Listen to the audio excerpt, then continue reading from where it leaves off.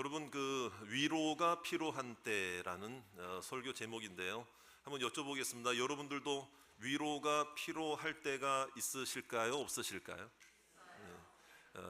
있는 정도가 아니라 적습니까? 많습니까? 예. 근데 위로라는 말을 들으면은요, 어쨌든 그래도 참 좋은 단어인 것 같아요. 위로라는 말, 위로라는 말이 참 좋은 말입니다. 왜냐하면 내가 너를 위로한다. 제가 당신을 위로합니다. 이렇게 이런 위로라는 말을 들을 때마다 힘이 되기 때문에 그렇죠. 좋은 말은 들을 때마다 힘이 되는 줄 믿습니다. 은혜가 되죠. 그래서 들어서 좋고 언제 들어도 좋은 말, 그게 사실은 위로라는 말인데요.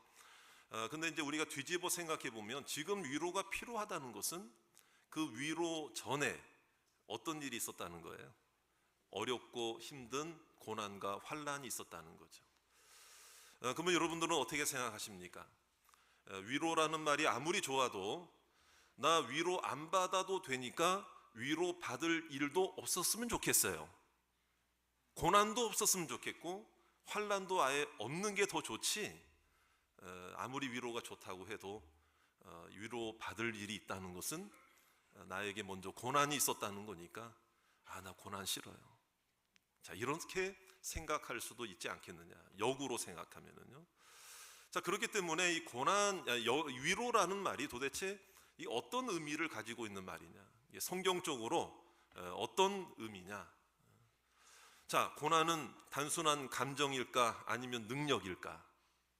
단순히 위안의 차원에서 말 한마디를 들으면 기분 좋고 마음이 놓이고 그걸로 끝나는 거냐? 아니면 진짜 힘과 권세가 나타나는 단어냐, 이런 것들을 우리가 생각해 봐야 된다는 것입니다.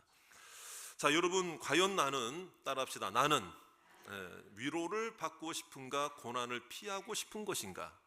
이런 것도 한번 좀 우리가 솔직하게 하나님 앞에서 생각해 보자. 정말 위로를 받기를 원합니까? 근데 그 또 다른 생각으로 볼 때에 나 고난 피하고 싶은 마음 때문에 그런 이야기를 하는 건가? 자, 우리는 위로에 대해서 또 다른 접근을 해야 될 필요가 있다. 그건 뭐냐면요, 위로한다 그러면은, 위로 받는다 그러면 먼저 나부터 생각해요? 다른 사람부터 생각해요? 위로라는 말 자체가 내가 먼저 위로받으면 좋겠다, 이런 생각을 하잖아요. 근데 이제 아무리 위로가 나를 위로하는 것으로 물론 그것도 있지만은 나에게서만 멈추면 안 된다. 오늘 말씀은요, 놀랍게도 내가 받는 위로만 말씀하시는 것이 아니고 위로를 받는 나를 통해서 또 다른 누군가에게도 하나님의 위로가 전해지기를 원하는 것을 오늘 우리들에게 말씀하고 있는 줄 믿습니다. 그래서 4절 5절에 있는 말씀 우리 한번 보도록 하겠는데요. 우리 다 같이 한번 읽어볼게요. 다 같이 시작. 우리의 모든 환난 중에서 우리를 위로하사 우리로 하여금 하나님께 받는 위로로서 모든 환난 중에 있는 자들을 능히 위로하게 하시는 이시로다. 그리스도의 고난이 우리에게 넘친 것 같이 우리가 받는 위로도 그리스도로 말미암아 넘치는도다. 아멘. 나에게도 위로가 필요하다면은 내 옆에 있는 사람에게도 위로가 필요한 줄로 믿습니다. 그래서 나만 위로받고 끝나는 게 아니라 하나님이 은혜를 주셔서 위로를 해주셨다면은 그 위로가 다른 사람들에게도 흘러가야 한다. 그러므로 위로는 하나님의 선물입니다. 하나님의 약속입니다. 하나님의 사랑입니다. 하나님의 주시는 그 믿음의 은혜입니다. 위로만 받으면은 어떤 고난 가운데서도 일어나게 될 줄로 믿습니다. 그래서 이 고난 당할 때에 위로가 필요한 것은, 위로의 전달자가 되라는 것은 그런 생각을 우리가 해야 돼요. 여러분, 가족들이 있잖아요. 가족들이 있고 가정에 어려운 일이 있으면 온 가족들의 일이잖아요. 그런데 내가 먼저 위로를 받았다, 내가 먼저 은혜를 받았다, 내가 먼저 응답을 받았다. 다른 가족은 아직 깨닫지 못하는데 그러면 그것은 그 가정을 향해서 하나님이 조만간에 더 큰 위로를 허락하실 믿음의 통로로 나에게 먼저 위로를 허락해 주신 거라는 거예요. 나에게 먼저 믿음을 주셨다는 거예요. 여러분, 내가 오늘 위로를 받고 내가 오늘 이 예배를 통해서 하나님의 위로를 경험했다면 여러분 얼마 못 가서 여러분들의 가정 전체에 하나님의 위로가 임할 줄로 믿습니다. 우리들에게 그런 확신을 주는 것이다. 그렇기 때문에 여러분 실망하지 말고 좌절하지 말고 낙심하지 말고 하나님의 위로자가 되심을 우리가 분명히 믿고 깨닫는 이 아침이 되시기를 주의 이름으로 축원합니다. 여러분 저를 따라합시다. 내가 먼저 위로받아야 위로자가 됩니다. 그렇습니다. 누군가를 또 위로해 줄 수 있는 사람이 될 수 있는 것 아니겠습니까? 그렇기 때문에 위로라고 하는 것은 견딜 수 있는 힘이에요. 여러분 단순히 단순히 감정이 아니에요. 여러분 위로를 하나님께서 허락하신다는 것은 힘으로 나타나는 거예요. 능력으로 나타나는 거예요. 따라합시다. 위로는 감정이 아니라 힘입니다. 능력이라는 것을 우리가 꼭 믿으시기를 주의 이름으로 축원합니다. 견딜 수 있게 하는 힘이다. 자, 우리 6절 말씀. 요 마이크에 좀 울림 현상인데 좀 잡아주세요. 6절 말씀 다 같이 함께 읽겠습니다. 시작. 우리가 환난 당하는 것도 너희가 위로와 구원을 받게 하려는 것이요 우리가 위로를 받는 것도 너희가 위로를 받게 하려는 것이니 이 위로가 너희 속에 역사하여 우리가 받는 것 같은 고난을 너희도 어떻게 하게 한다고요? 너희도 견디게 하느니라. 그러니까 이 위로, 하나님의 위로는요 견디게 하시는 능력이다, 힘이다 이거예요. 실질적인 힘과 은혜인 줄로 믿습니다. 그렇기 때문에 오늘 우리가 생각해 봐야 될 것이 뭐냐면 하나님의 위로가 뭐냐. 이거는 하나님의 위로는 큰 위로예요. 완전한 위로예요. 어떻게 보면 이게 약간 비약일 수는 있을 것 같아요. 갑자기 점프를 한번 딱 좀 높이 하는 것처럼 들릴 수는 있을지 몰라요. 그러나 저는 말씀을 준비하면서 계속 묵상하면서 깨닫게 된 것이 뭐냐, 정말 이 세상에 가장 큰 위로가 있다면 그거는 여러분 천국의 위로인 줄 믿으시기 바라요. 구원받은 위로입니다. 하나님이 나와 함께 하신다는 것이 위로입니다. 말씀이 위로입니다. 예배가 위로입니다. 은혜가 위로입니다. 그러니까 우리가 세상적 방법으로 아무리 위로의 방법을 찾는다 한들 여러분 그 위로가 하루를 가겠어요, 이틀을 가겠어요, 열흘을 가겠어요. 있다가 없어지는 것이 세상적 위로고, 없다가도 하나님이 기적적으로 주시면 위로가 임하는 것도 하나님의 은혜인데, 우리는 눈앞에 있는 것만 보고 우리가 생각을 한다. 이것은 진정한 위로가 될 수가 없다. 그렇기 때문에 하나님의 위로라고 하는 것이 어떤 위로인지를 성경적 관점에서의 의미를 우리가 알 필요가 있는 거예요. 헬라어로 파라클레시스라는 단어예요. 위로라고 하는 말이 파라클레시스라는 단어인데, 이 단어는 어떤 의미가 있는가 하면 곁에서, 옆에서, 가까이서 불러주신다, 이런. 내 이름을 부른다는 거예요. 나를 알아준다는 거예요. 그냥 내 이름만 아는 게 아니고 내 마음과 형편과 처지를 알고 나에게 다가오고, 이것이 변호자라는 뜻이고 보호자라는 뜻이 되는 거예요. 대변자라는 뜻이 되고요. 특히 예수님께서 제자들에게 약속하신, 내가 아버지께로 올라가면 승천을 말씀하시는 거죠. 승천하게 되면은 또 다른 보혜사를 너희에게 보내리니 할 때의 그 보혜사라는 단어가 바로 파라클레토스, 파라클레시스에서 나온, 옆에서, 가까이서, 아니 성령께서는 내 안에 역사하시고 내 안에 들어와 계시고 나와 함께 하시고 내 안에 좌정해 계심을 믿으시기 바랍니다. 주님이 우리의 진정한 큰 위로가 되신다는 것을. 우리가 예배를 드릴 때 세상을 향해 예배 드립니까? 나 자신을 향해 예배합니까? 누군가를 위해 예배합니까? 누군가를 향해 내가 머리를 숙입니까? 아니죠. 지금 오직 우리의 예배를 받으시는 대상은 오직 삼위일체 하나님이십니다. 유일하신 우리 하나님만이 우리 예배의 대상자이십니다. 찬양의 대상입니다. 창조자이십니다. 구원자이십니다.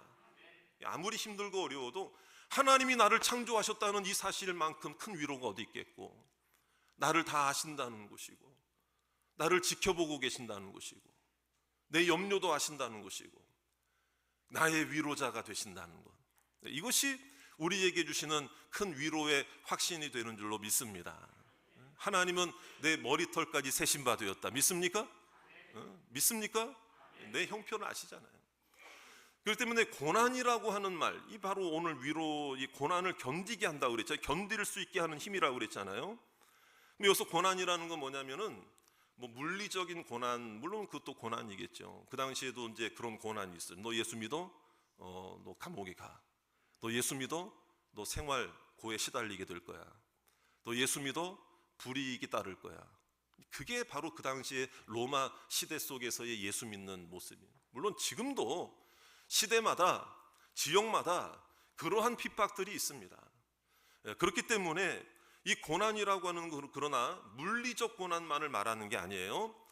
이것은 뭐냐면은 영육 간의 고난이죠. 마음도 힘든 거죠. 그래서 압박이라는 단어, 압박하고 뭔가 짓눌리고 있다는 거예요. 짓눌리고 있다는 거예요. 여러분 지금 무언가에 짓눌리고 있는 분들이 있다면은 오늘이 위로받는 시간이 되실 줄로 믿습니다. 위로받아야 돼요. 하나님의 방법을 주실 거예요. 하나님이 책임져 주실 거예요. 뭔가 나를 누르고 있고 부정하고 그래서 억압받고 억울하고 위압당하고 그래서 힘들고 마음이 짓눌리는 거. 이제 이것은 이제 가장 중요한 원인이 뭐냐면은 또 이런 거 있잖아요. 거절감. 나를 누군가 인정 안 해줘. 어디 가도 인정을 못 받는 거야. 누군가도 인정 안 해줘. 그러면 그런 것이 쌓이고 쌓이면은 물리적 고난보다도 더 힘든 고난이 내 마음속에 짓눌려 있다는 거예요. 짓눌려 있다. 그러나 여러분 이 예배 시간은 누구나 어디서나 언제든지 누구든지 어떠한 자든지 예수 그리스도의 이름을 의지하여 예배하는 예배 시간인 줄로 믿습니다. 주님이 내 친구가 되어 주십니다. 주님이 내 구원자가 되어 주십니다. 여러분 살아계신 하나님이 나의 가장 완전한 위로가 되시는 줄로 믿습니다. 오늘 하나님의 음성을 들으시기를 바랍니다. 하나님의 음성을 듣지 못하고 깨닫지 못하고 오늘 강단에서 선포되는 말씀들을 세상적 소리로만 듣고 인간적 소리로만 듣는다면은 우리는 이 위로를 제대로 받을 수가 없는 거예요. 이걸 하나님의 음성으로 들리기를 주의 이름으로 축원합니다. 그래서 견디게 하다라고 하는 것은 이기게 하다, 일어나게 하다. 더 중요한 의미가 있어요. 견디게 한다. 어떻게 견딜까요? 어떤 의미가 있는가 하면요, 다시 생각하게 한다, 이런 뜻이에요. 다시 생각하는 거예요. 바꿔서 생각하는 거예요. 생각의 전환을 이루는 거예요. 그렇기 때문에 위로의 세상적 관점, 일반적 관점은 고난이 제거되면 위로라고 생각해요? 아니에요. 성경적 관점의 위로라고 하는 것은 고난이 여전히 있어도 고난 속에서도 견디고 일어날 수 있는 힘이 위로입니다. 우리가 그 위로의 은혜를 경험하시기를 주의 이름으로 축원합니다. 그러므로 위로라고 하는 것은 상황을 바꾸기보다 나를 무너지지 않게 하시는 것이 진정한 위로가 되는 거예요. 여러분 아무리 힘들어도 오늘 이 예배 시간에 와 있다는 것은 하나님이 이미 나에게 큰 위로로 함께 하신다는 것을 믿으시기를 바랍니다. 그래서 줄다리기와 같은 거예요. 영적인 줄다리기와 같아서 여러분 나도 위로받아야 되지만 내 부모도 위로받아야 되고 내 형제들도 위로를 받아야 되고 내 자녀들도 위로를 받아야 돼요. 같이 줄을 당겨야 돼요. 같이 일어나야 돼요. 그래서 내가 먼저 위로받으면 온 가정이 하나님의 위로가 임할 것을 여러분 분명히 믿으시기를 바랍니다. 뭘 바꿔야 된다? 생각부터 바꿔야 된다. 아무리 힘들어도 짓눌려. 여러분 어떤 마을에 큰 기근이 들었습니다. 그러니까 비가 오질 않는 거예요. 농사도 안 되는 거예요. 그래서 사람이 먹을 양식도 다 떨어졌어요.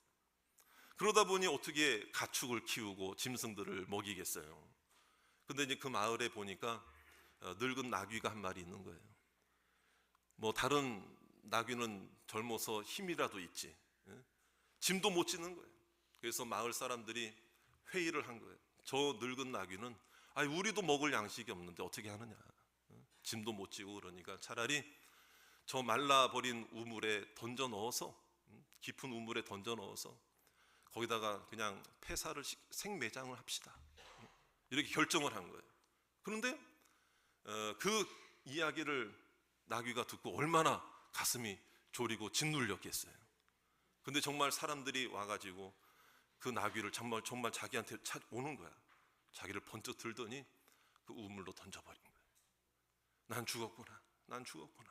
거기서 아무런 힘도 못 쓰고 있는데 정말 위에서 사람들이 한 삽 한 삽 흙을 떠다가 우물을 메우기 시작하는 거예요. 그 나귀를 매장시키기 위해서.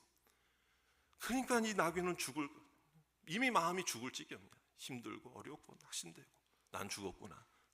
여러분, 난 죽었구나. 이것도요 10번만 죽었구나 얘기해 보세요. 진짜 죽은 사람처럼 된다니까. 그러니까 이 나귀가 난 죽었구나.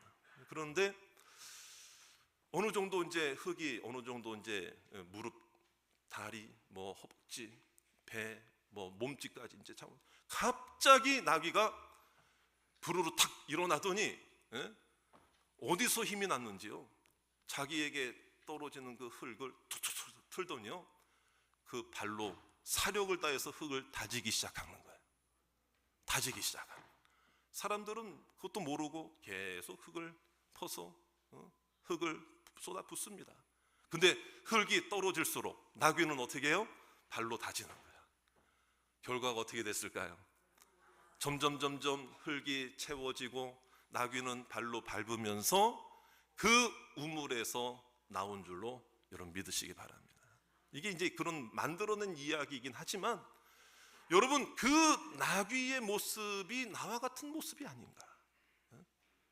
여러분, 조금 흙이 떨어진다고 해서 절망의 흙이 떨어지고 낙심의 흙이 떨어지고 고난의 흙이 떨어진다고 해서 아이고 나 죽었구나. 이게 바로 그 나귀의 모습이 나의 모습이 아니에요. 이걸 생각 하나 바꾸면 되는 거예요. 아니다. 이 흙은 나를 죽이는 흙이 아니라 나를 오히려 우물 바깥으로 나오게 하는 흙이다 이거예요. 내가 발로 다지면 되는 거니까. 어떤 자가 그런 얘기를 했죠. 하나님은 빵을 달라고 하나님께 기도할 때 때로는 벽돌을 던질 때가 있는데 어떤 사람은 빵을 주지 않고 벽돌을 주신다고 원망하는 자가 있는가 하면은 어떤 사람은 그 벽돌로 주춧돌로 삼아 새로운 건물을 일으킨 사람이 있다는 거예요. 여러분, 우리 모습은 어떤 모습인가 이 말이에요. 여러분, 다시 생각하면 내 인생도 달라지게 될 줄로 믿고 다시 생각할 때 인간적 생각이 아니라 하나님께서 주시는 말씀으로 다시 생각하시길 바라고요. 그 말씀의 은혜가 무엇입니까? 8절에 9절에 그대로 나와 있습니다. 우리 8절 9절 말씀을 다 같이 우리 함께 읽겠습니다. 시작. 형제들아, 우리가 아시아에서 당한 환난을 너희가 모르기를 원하지 아니하노니 힘에 겹도록 심한 고난을 당하여 살 소망까지 끊어지고 우리는 우리 자신이 사형 선고를 받은 줄 알았으니 이는 우리로 자기를 의지하지 말고 오직 죽은 자를 다시 살리시는 하나님만 의지하게 하심이라. 할렐루야. 이 말씀의 은혜가 우리에게 위로의 음성이 되시기를 바랍니다. 여러분, 하나님만 의지할 때 받을 수 있는 은혜가 있다 이거예요. 이게 진짜 위로다. 오늘 사도 바울도요 복음을 전하는 가운데 얼마나 고난을 많이 당했는가 하면 오늘 말씀에 보니까 자기 스스로도 나는 참 사형 선고받은 사람과 같다 이런 얘기를 하는 거예요. 아니, 사도 바울과 같은 사람이 이런 연약한 마음을 가지고 이런 얘기를 하면 우리는 어떡하라고. 그런데요, 이건 사도 바울이 자기가 연약해져서 어떻게 할 수 없어서 이런 고백을 하는 게 아니에요. 사형 선고라는 게 뭡니까? 여러분, 다른 사람이, 의사가, 누군가가 옆에 있는 사람이 나에게 사형 선고 내리는 것도 참 마음이 힘든데 지금 사도 바울의 상황은 어떤 상황인가 하면 자기 스스로가 자기를 사형 선고를 내리는 거예요. 분명히 나와 있잖아요. 우리는 우리 자신이 사형 선고를 받은 줄 알았다 이거예요. 자신을 인정하는 거예요. 그러나 이건 나약한 고백이 아니라 여러분, 내가 나에게 사형 선고를 할 만큼 여러분 처절한 상황이 또 있겠어요? 이거는 어느 누구도 나를 구제할 수가 없는 거잖아요. 나 스스로도 그런 생각 가지고 있는데, 그러나 사도 바울은 자기 자신을 절망 가운데 빠뜨리려고 이런 얘기를 하는 게 아니라 그 정도로 어렵고 힘든 상황들이 많았지만 그 뒤가 중요한 거예요. 그러나의 신앙이 중요한 줄로 믿습니다. 여러분 따라합시다. 그러나.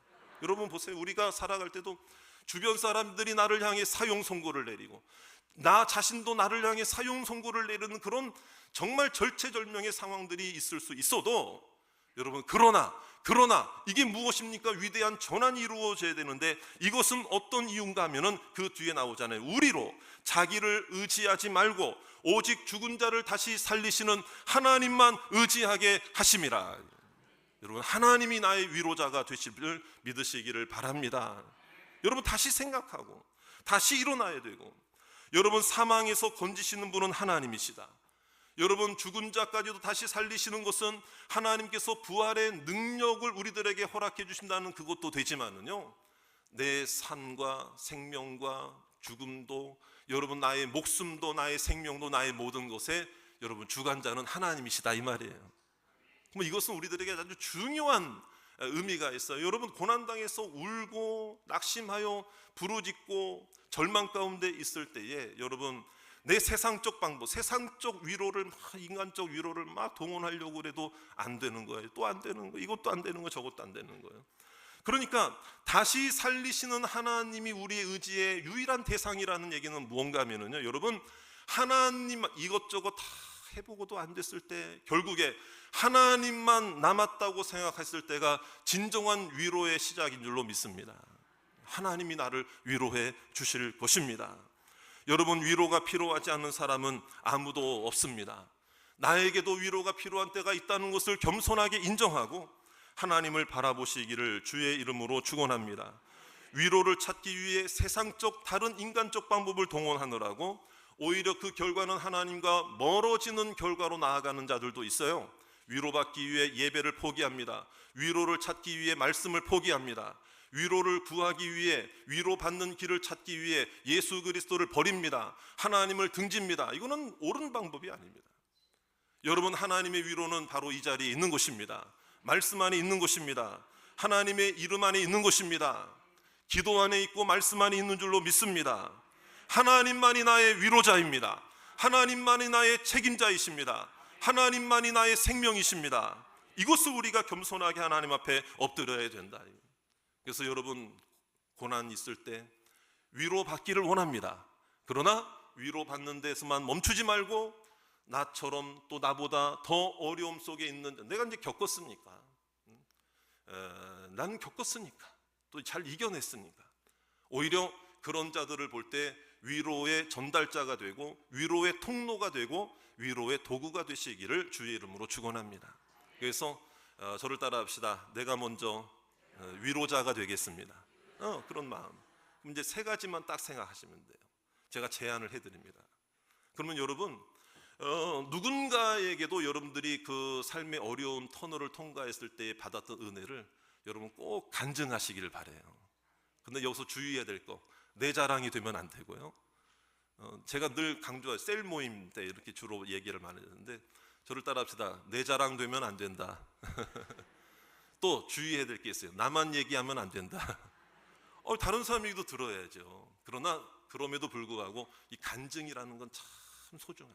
그래서 은혜 받은 거, 내가 위로받은 거, 말씀으로 이겨낸 거, 이것을요 간증할 수 있는 사람으로 바뀌기를 원합니다. 반드시 하나님이 그렇게 세워주실 것입니다. 또 하나는 누군가가 이야기할 때, 어려움을 이야기할 때 저를 한번 따라합시다. 들어주고, 공감해주고, 기도해주고. 이게 이제 우리가 두 번째 해야 될 일이다, 이 말이에요. 다시 한번 복습해 볼까요? 간증하라. 그 다음에 들어주고, 공감해주고, 기도하라. 좀 길었는데 그래도 잘 따라하셔서 감사합니다. 마지막으로는 뭐냐면요, 먼저 감사하라. 먼저 감사하라. 따라합시다. 먼저 감사하라. 오늘 말씀에도 11절에 감사라는 말이 나오잖아요.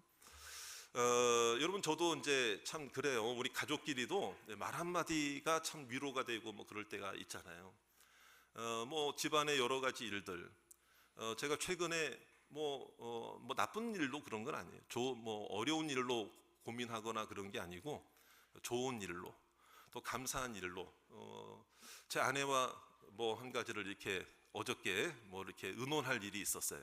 이러는데 얘기를 듣고 보니까 참 좋아요. 뜻이 좋고 마음도 저도 공감이 되고, 당신 말대로 하자고, 나도 돕겠다고, 같이 공감하고, 저부터 벌써 이렇게 들어주고 공감해주고 기도해보자고 이렇게 하니까 제 아내도 마음에 막 감동을 했는지 저한테 고마워요, 진심으로 정말 진심으로 하는 말인 걸 느껴지더라고요.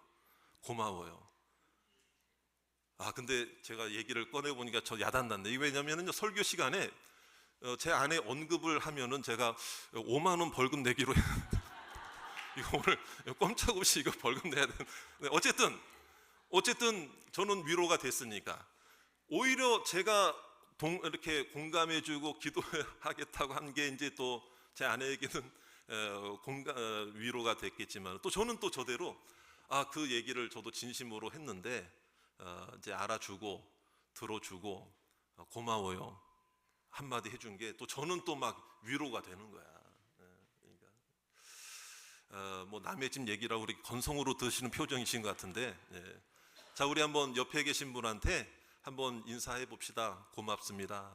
그러니까 여러분 오늘 왜냐하면 이게 중요한 거는요 뭐냐면은요 상황이 가벼울 때는 위로도 가볍게 느껴져요. 그러나 상황이 무거우면 무거울수록 위로가 엄청나게 큰 겁니다. 믿습니까? 그러니까 오늘 똑같이 고맙습니다, 감사합니다 이 한마디를 해도, 기도하겠습니다 이 한마디를 해도 이게 가볍게 여겨지는 분들도 있고 아마 크게 여겨지는 분들도 계시고, 여러분 크든 작든 위로는 하나님으로부터 임하는 것이고 옆에 있는 사람들을 통해서도 하나님은 위로자가 되어주시고 나만 위로받지 말고 누군가를 위로하는 위로의 전달자가 되고, 그래서 오늘 이번 한 주간에는 우리 모두가 위로자가 되고 위로의 은혜를 받고 다시 일어나고 다시 생각하고 믿음으로 달려가시는 저와 여러분들 되시기를 주의 이름으로 축원합니다.